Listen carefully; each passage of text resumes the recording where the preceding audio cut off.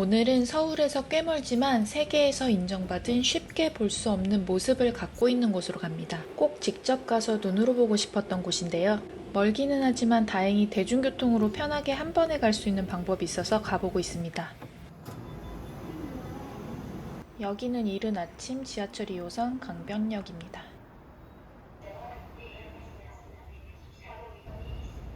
3번 출구로 나오면 바로 동서울 종합터미널이 나옵니다. 서울의 4대 버스터미널 중 하나고요. 특히 시외버스 노선은 제일 많습니다. 경상북도, 강원도, 지리산 쪽은 대부분 여기 동서울 종합터미널에서 출발을 합니다. 인터넷에서 원하는 좌석 예매를 하고 발권은 현장에서 합니다. 물론 자리가 있으면 현장에서도 바로 구입 가능합니다. 제가 오늘 탈 버스는 11번 플랫폼에서 8시 40분에 출발하는 첫 차입니다. 시간이 조금 남았네요. 터미널 안에는 식당도 일찍부터 운영을 하고 약국도 있으니 여행에 필요한 거 챙기시고요.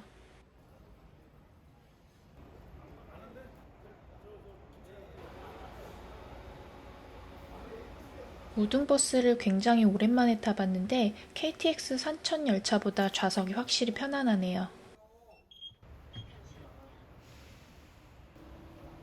여행지로 출발합니다. 오늘 날씨도 좋네요.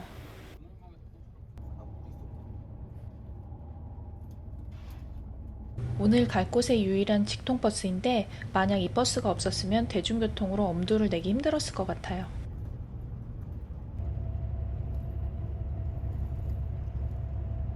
출발 2시간쯤 뒤에 제천 임시휴게소에서 10분 정도 쉬었습니다.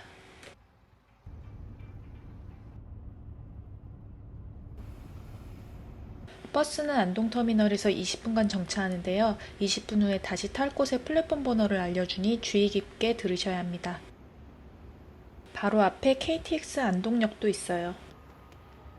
안동터미널에는 한식, 분식, 패스트푸드, 편의점까지 고루 갖춰져 있으니 필요한 거 구입하시면 됩니다. 옆에 보이는 안동호가 엄청 크네요. 나중에 지도로 확인하고 크기에 또 한 번 놀랐어요. 드디어 목적지에 도착했습니다. 휴게소와 정류소에서 머문 것까지 합치면 출발해서 도착까지 4시간 35분 정도 걸렸어요. 갈 때 이 자리에서 서울로 가는 버스를 타는데 버스는 하루에 3대만 있어요. 예매가 안 되니 마지막 차인 5시 40분 표를 미리 사놓고 출발할게요. 화장실은 곳곳에 너무 잘 돼 있어 걱정 안 하셔도 돼요.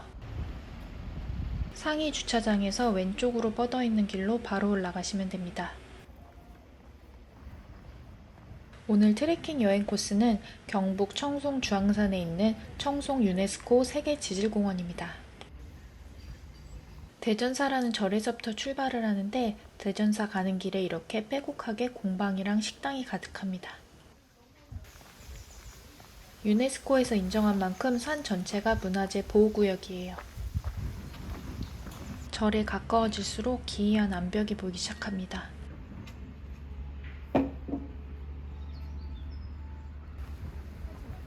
가는 길 왼쪽에는 계곡물이 잔잔하게 흘러 시원한데요. 요즘 가기 정말 좋은 것 같아요. 저 멀리 주황산에 기암단해라고 하는 손바닥 모양의 암석이 보이네요.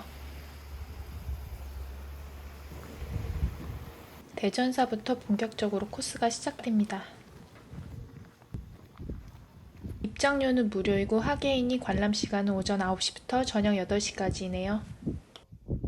반려동물도 동반이 안 되는 점 참고하시고요. 표지판을 따라 절 안쪽으로 질러가시면 되는데요. 위에 보이는 기암단에는 화산재 가식은 음유암인데요. 당나라 주왕을 잡으러 온 신라군이 첫 봉우리에 깃발을 꽂았다 하여 기암단해라고 합니다.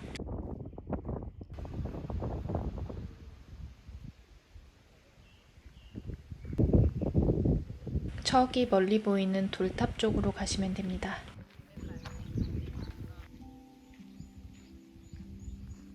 돌탑 오른쪽으로 가시고요.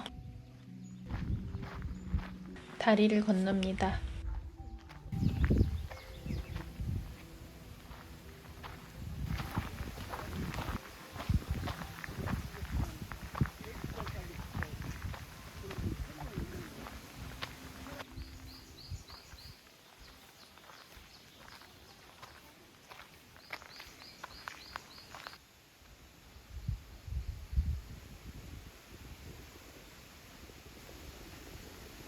국립공원으로 기대감 가득 안고 들어섭니다. 주황산은 맨발로 걷기로도 유명하다고 합니다.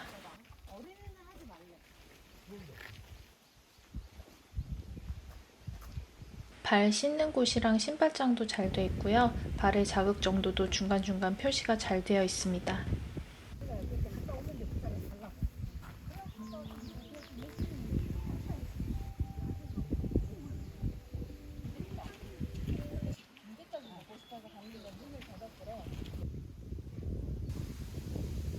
어떤 지질 명소를 갈지 골라봅니다.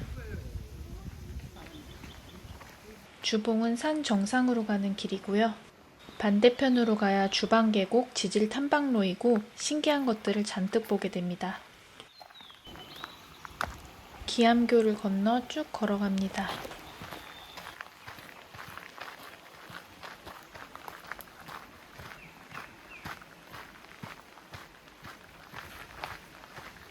아들바위에 도착했어요.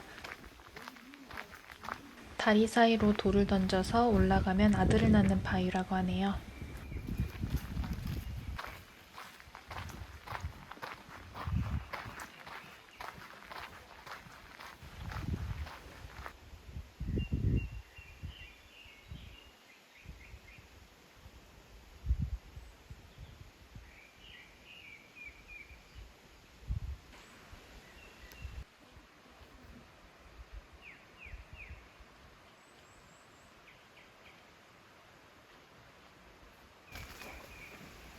겁이 없는 다람쥐들이 많다고 하여 호두를 하나 가져갔는데요. 호두만 살살 가져갈 줄 알았더니 손을 핥히고 가네요.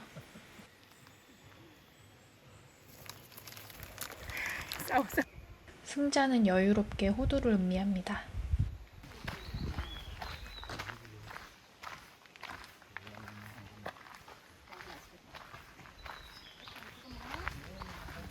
중간에 벤치도 잘 되어 있습니다.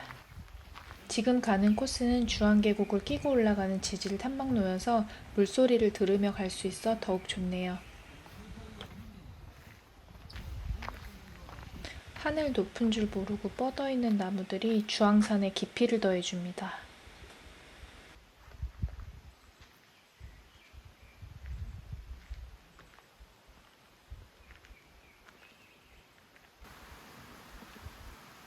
바위를 뚫고 내려가는 이 생명력 보이시나요?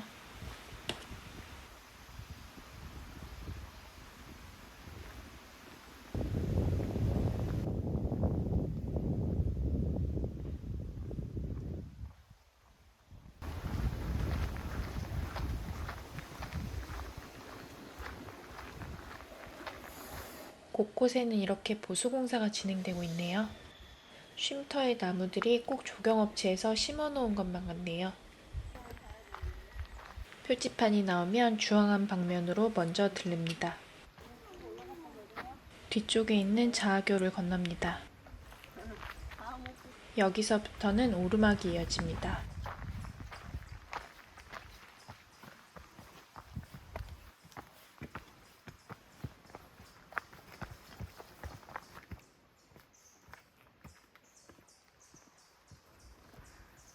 바위가 넘어지지 말라는 듯이 나뭇가지들이 받치고 있습니다.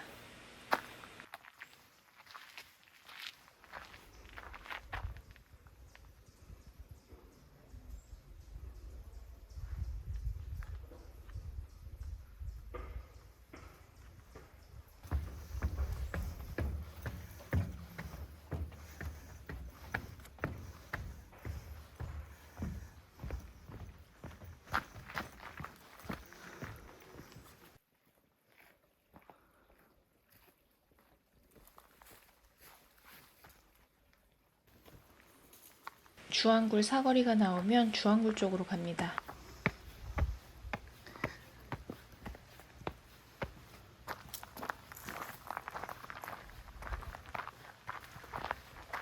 주황암은 대전사의 부속 암자인데요. 이곳에 은신했던 주황을 기리기 위해 주황암이라고 하였다고 합니다. 주황암 주위를 병풍암을 비롯한 봉우리들이 에워싸는 모양을 하고 있어서 영험한 분위기를 내고 있어요.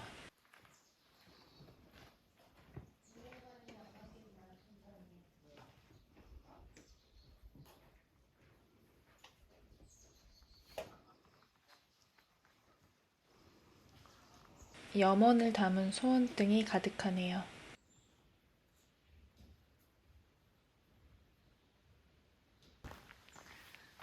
이 뒤로 들어가면 정말 신기한 광경이 펼쳐집니다.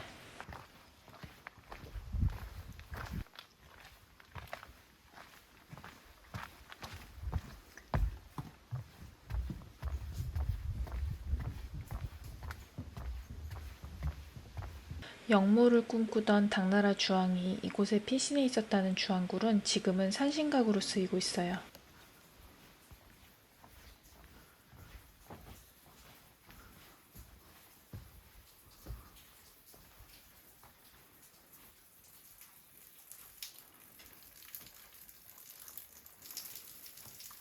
끝까지 대망의 꿈을 저버리지 않았던 주왕이 신라 마일성 장군이 쏜 화살에 맞아 최후를 맞았다고 하는데요. 주왕의 눈물이 흐르는 것 같습니다.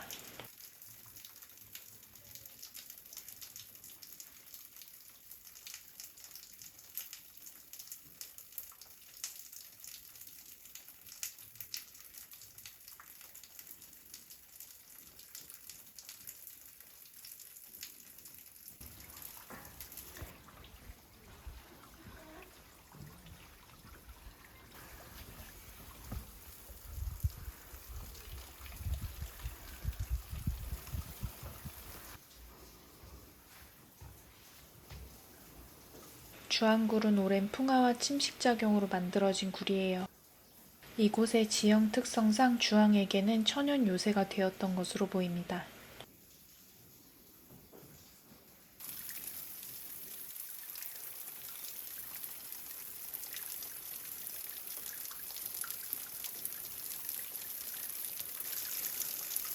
저 뚫린 부분의 유리는 아무래도 현대에 와서 산신각으로 쓰이면서 추가로 설치해 놓은 것이겠죠? 내려갈 때 보니 사방이 봉우리로 둘러싸여 있고 이곳에 굴이 있으니 은시처로 최고였겠다는 생각이 다시 한번 드네요.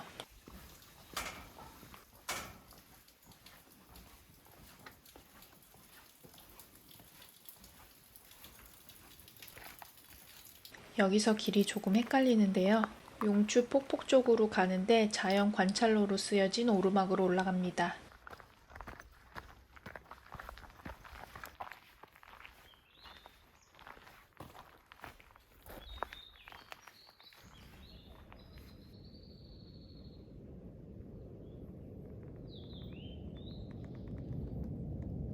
주황산 트레킹 길은 초보자들이 걷기 좋은 길이어서 아이들이랑 가족 단위로 함께 와도 좋을 것 같아요.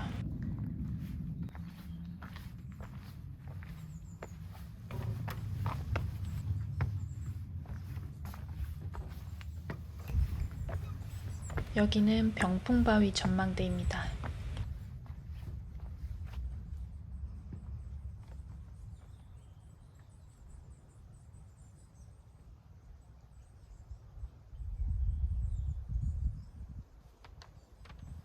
병풍 같은 바위들을 지나 급수대 주상절리가 보이는데요. 주상절리는 용암이나 화산재가 빠르게 식어 기둥 모양이 된 암석인데 급수대가 그 형태를 잘 보여줍니다. 급수대란 이름은 신라 귀족 김주원이 주황산으로 피신해 절벽에 대거를 짓고 두레박으로 주방천에 물을 퍼올렸다는 전설에서 유래합니다. 주황산을 지질 탐방로는 데크길도 잘 되어 있고 자연이 만들어낸 경이로운 볼 것들이 많아서 멀리까지 올 가치가 충분히 있는 것 같아요.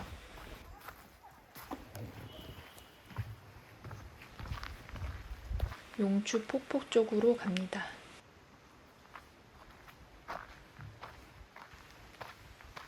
시루봉 바위입니다. 어떻게 이렇게 바위가 우뚝 솟게 용암이 굳었는지 신기합니다. 눈대중으로 봐도 건물 15층 높이는 되어 보입니다.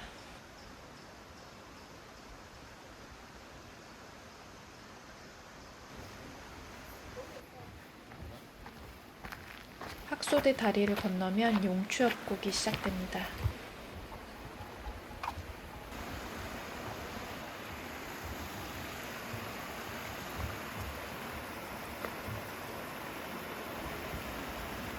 각진 응애암들이 반겨주고 있네요. 절경을 기대하며 걸어가 봅니다. 용추협곡은 급경사를 이루는 응애암석이 양쪽으로 좁고 깊은 골짜기를 이룹니다. 아래는 폭포가 흐르고 있습니다.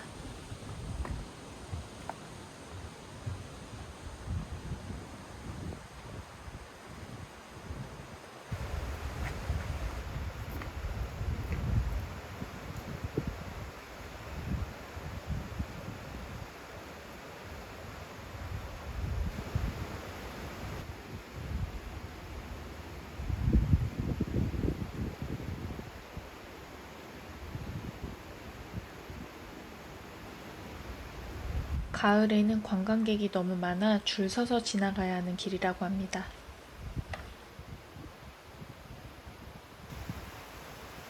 용추 폭포입니다. 폭포 바닥 부분이 물이 떨어지는 힘에 의해 침식되어 만들어진 지형을 폭호라고 합니다.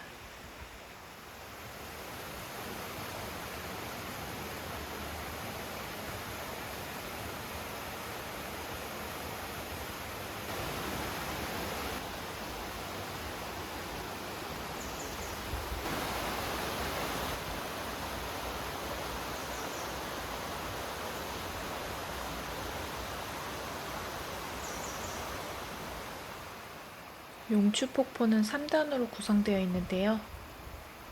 1단인 선녀탕과 2단인 구룡소 돌개구멍을 지나 마지막에 호수 모양의 폭포가 있습니다.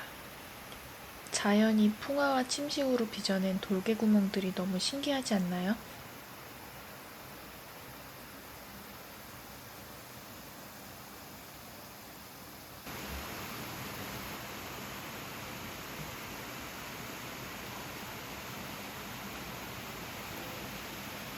다음은 절구폭포를 보러 가볼게요.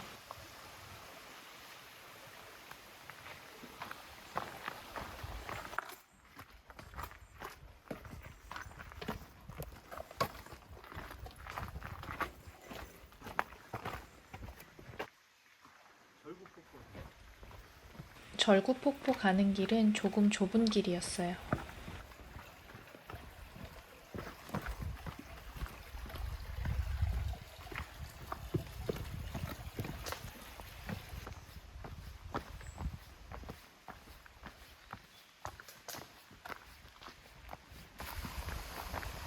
여기도 돌탑 성지네요.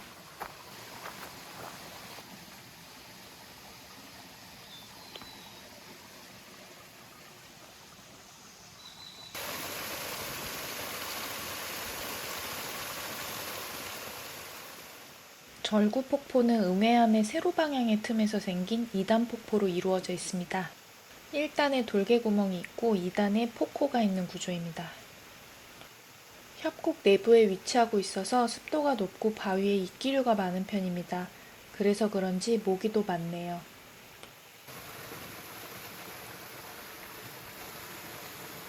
촬영할 땐 올챙이라고 생각했는데 아닐 수도 있을 것 같아요. 이게 뭔지 아시는 분 댓글 달아주실래요?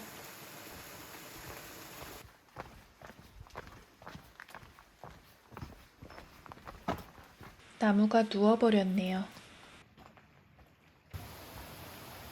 다시 용추협곡을 지납니다. 다시 봐도 기이하고 신기하네요.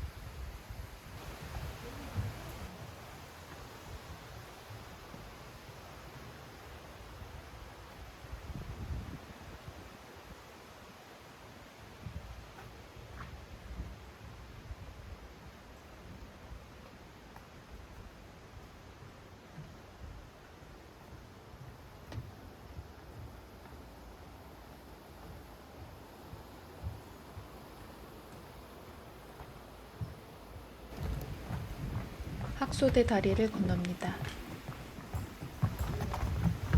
다리에서 오른쪽으로 갑니다.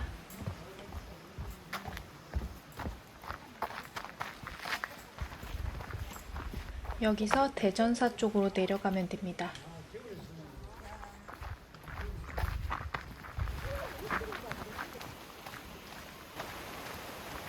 다시 한번 장관을 눈에 저장합니다.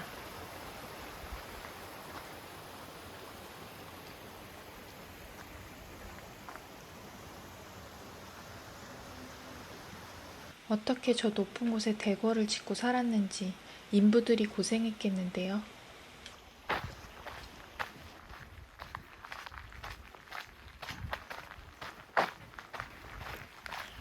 기암교를 건너 대전사에 도착합니다.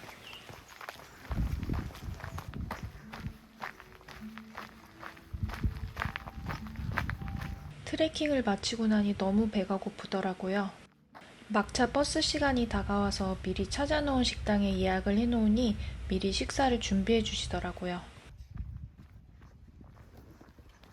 서울 가는 버스를 타는 상위 주차장에서 바로 오른쪽으로 돌아서 2분 거리에 있는 식당이에요.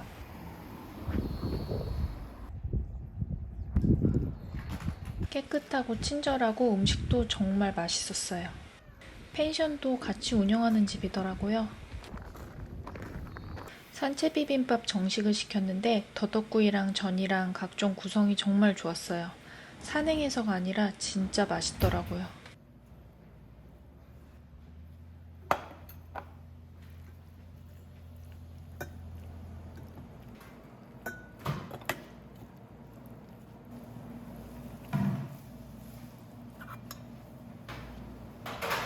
청송 사과가 유명하니까 사과 막걸리 시켜봤어요. 먹어본 막걸리 중에 최고였는데 산행 때문은 아닐 거예요. 이 동네 분들은 사과로 깍두기를 만들어 먹는데요. 특이하고 맛있었어요.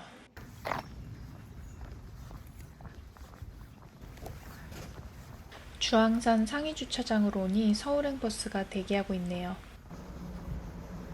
트레킹 여행은 운동이 되는 여행이기 때문에 끝나고 나면 아무래도 몸이 피곤하죠. 트레킹 할 때는 대중교통을 이용한 여행이 눈을 붙이면서 갈 수 있으니까 자차 여행보다 확실히 장점이 많은 것 같아요.